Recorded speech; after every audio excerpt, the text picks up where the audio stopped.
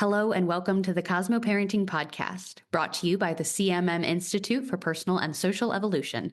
In this space, we invite you to see yourself as someone who is curious about and actively participating in creating your own meaning around parenting.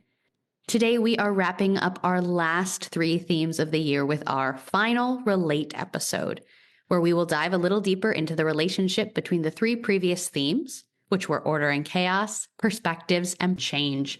Let's begin.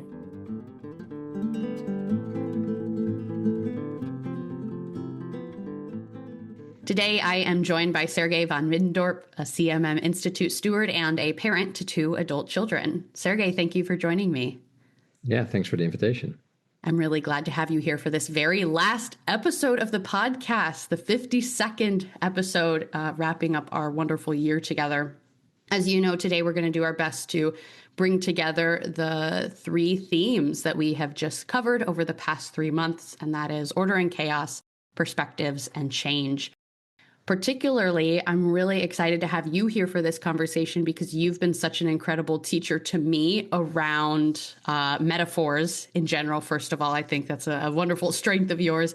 I know you're particularly partial to metaphors of jazz that help us understand improvisation. And my hope is that that's been a through line throughout this whole year, that parenting is improvising in a way. You can build up a really rich tool belt of resources, and you will never know what's coming, and we'll never know what's coming. So we couldn't possibly, have told you in any of these episodes. So it's about feeling confident improvising, feeling like you can improvise well into any situation as a parent. I'm particularly interested to hear what you have to say about the improvisation involved in all of this today. But let's start very broad. And I will ask you, Sergej, what do you see the relationship being between these last 3 themes, order and chaos, perspectives, and change? Yeah, that's a great question in its own right, especially in the context of parenting. One way to answer the question is to say the relationship between these things is complexity. That's at least one way to also theoretically look at it. We won't go into that too far, but for example, Dave Snowden's Cynefin framework offers these domains where order and what he calls disorder, and chaos in his language is part of disorder. But complexity is also part of disorder in his language. And these are 2 qualities, he would say, of disorder.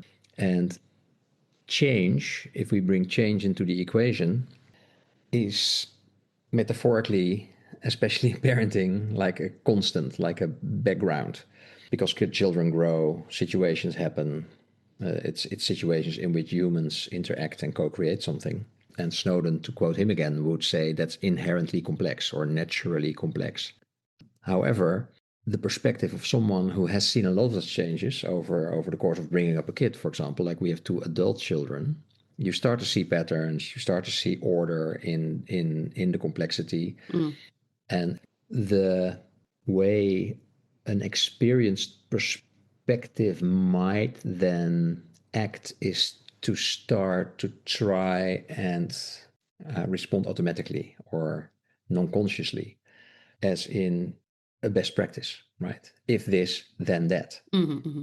However, that's a major pitfall, because if it's true that human interaction is inherently complex, we are better served by understanding order in the context of complexity as a minimal structure, as jazz improvisers might say. Yes, there is order even in the complexity. However, that order is integrated into us acting into that moment of parenting, or acting into that episode of parenting, or this longer period of a child's development, like adolescence, for example. Yeah, that's my first take. I really appreciate that perspective. And as you're speaking and I'm thinking about the other language that came to me, is that I think all 3 of these things, particularly the chaos part of order and chaos, perspectives that are different from your own, change that is maybe unexpected or unwanted, can feel like threats. And so I think that maybe something to focus on for all 3 of these themes together is that it's less about what is happening and more about how you are equipped to respond to it, because there's such a, I think, scarcity mindset is something that a lot of people and people who are parenting are kind of backed into a corner with it. They feel that obviously you're parenting. Your role is one of protection in many ways. Your role is one of creating a sense of safety or of certainty. You might, be tempted to try to do that as a parent. And I'm just thinking about how we react and how we're often, not at our best, or not able to be very curious, or not able to be very relational when we're feeling threatened. And so what I would invite people to think about with these three themes is to say, what if I didn't see a different perspective? What if I didn't see change that was happening in my life? What if I didn't see chaos when I was wishing there was order as a threat, but as something to be embraced, like we talked about at that last Order and Chaos episode with Dawn? What if you actually embrace this, not because you're happy it's happening, but because you recognize that maybe you can't undo it and this is a part of life? And so then it becomes about how are you acting into it? Yeah, that's a great way of continuing the conversation. It evokes in me this idea of the way you frame safety. I would add to that, for example, safety can be seen as an embodied phenomenon in the sense of a polyvagal theory, for example, has this concept of safety. And if our nervous system, which is continuously sensing in the environment, mostly non-consciously, if the situation is safe, and responds to perceived threats. New situations can also be seen as perceived threats. However, if a child grows up and you want to offer possibility for learning while maintaining safety for the child, first of all, I think it's important that the situation affords you as a parent to feel safe in your body. And if that is not the case, whatever you try to convey in terms of space for learning will feel non-consciously as unsafe for the child. Yeah. Anyway, so it takes practice, I guess, to start really feeling safe, letting your children experiment, learn, maybe even fall or hurt themselves in a certain way, which is still safe if you can see it in a larger context of growing. But practice, I think, then becomes a key word. Can you really feel safe? Can you co-regulate each other as parents to actually convey safety in your being, including your communication, when you afford your child to learn and try things themselves? Does that make sense? It absolutely does. And I appreciate you bringing us back to this theme that's, I think for me at least, cropped up in a number of episodes, which is parenting is about the person who's parenting as much as it is about the child. And that modeling, I think, is something that's come up again and again, that it's, even as we go through these practices or strategies with Stephanie month to month, that maybe she, when she first shared them, were intended to, this is something you can offer your child to do because that's how she uses them in the classroom with the students, the children she works with.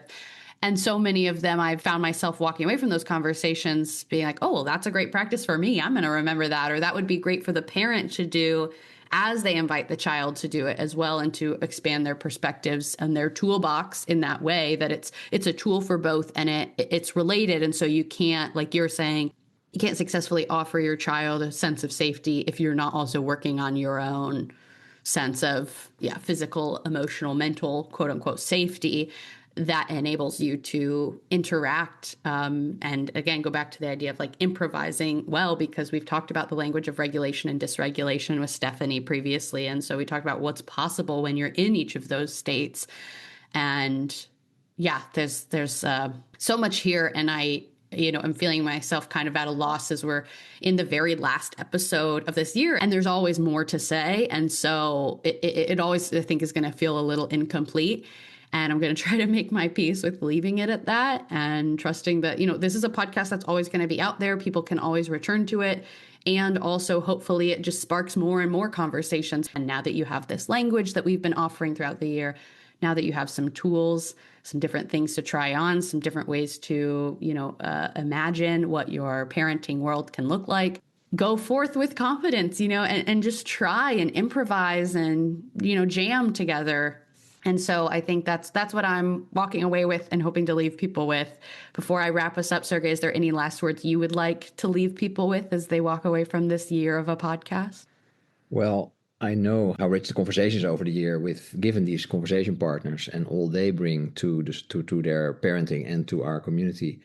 have been. And there's so much to explore there that it is a complex learning experience in its own right. And I'd say take some of these ideas and practice and reflect. And that action reflection cycle itself, trying these minimal structures and revisiting those episodes and then seeing how it works out or how it plays out is the fun of parenting, I would say. Yeah. I've certainly seen so myself in our relationship, in our family. Yeah, I love that. Thanks for leaving us with that, Sergej. Thank you so much for joining me today. And to everyone listening, thank you for joining us too today and this entire year. Don't forget to check out www.cosmoactivities.com for our other free resources in the series, including Cosmo Kids, Cosmo Tweens, Cosmo Teens, and this Cosmo Parenting podcast will live on that site forever as well. So something you can always return to. And the conversation doesn't stop just because the episodes will stop coming out weekly. You can always comment on these episodes and return to them if you want to be in conversation with this community. And we are always learning together. So thank you again. We're so grateful to have been on this journey with you. And that is it for us and Cosmo Parenting.